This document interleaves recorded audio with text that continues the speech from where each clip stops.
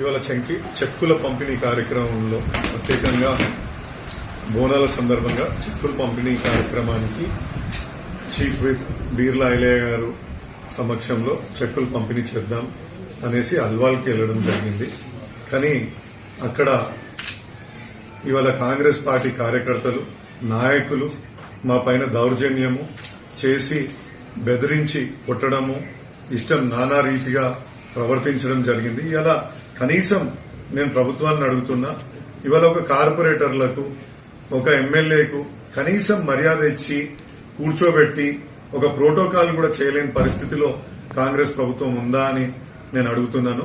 ఎందుకు చెప్తున్నానంటే ఇలా మహిళా కార్పొరేటర్లను చూడకుండా కూడా వాళ్ళ చేయలను మెలిపెట్టి వాళ్ళను ఆ విధంగా హింసించడం అనేది నిజంగా చాలా నాకైతే విచిత్రంగా. ఎందుకంటే ఒక ప్రజాస్వామ్యంలో ప్రజాస్వామ్యబద్దంగా మనం వ్యవహరించాల్సింది పోయి దౌర్జన్యాలకు తెగబడడం అనేది నేను ఇది మొదటిసారి చూస్తున్నా. ఇట్లాంటిది నాకైతే అర్థమవుతలేదు.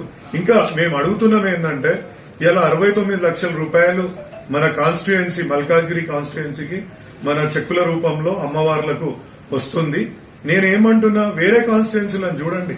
ఉదాహరణకు సికింద్రాబాద్ ఉంది, కోటి పైచిలక డబ్బులు వస్తాయి. మీరు ఇలా మన సనత్ నగర్ చూడండి, 2-3 కోట్ల రూపాయలు అక్కడికి వస్తాయి.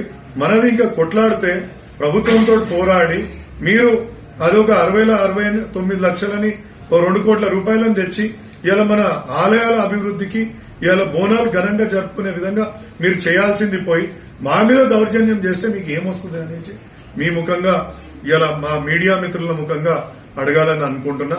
ఇవాళ ఇది మంచి పద్ధతి కాదు. ఇలా మేమైతే పోరాటం చేస్తాం తప్పకుండా. ఇది ప్రతి ఒక్క ఫోరంలో దీనిపైన చర్చని తీసుకొస్తాం.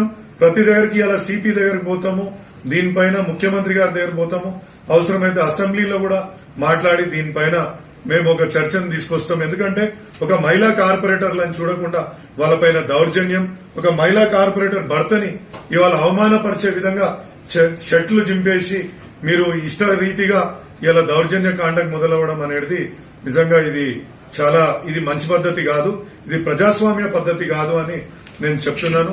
దయచేసి ఇవన్నిటిని మానుకోవాలి.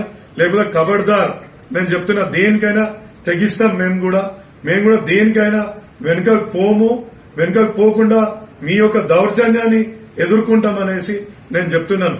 మీరు ఇవాళ మల్కాజ్గిరిని అభివృద్ధి చేయాలంటే చెప్పండి, మేము కూడా కలిసి ముందుకు వస్తాం. బట్ ఇవాళ దౌర్జన్యమే చేయాలనుకుంటే మాత్రం మేము కూడా ఎదురొడ్డి పోరాడతామని చెప్పేసి ఈ సందర్భంగా మీకు తెలియజేసుకుంటున్నా.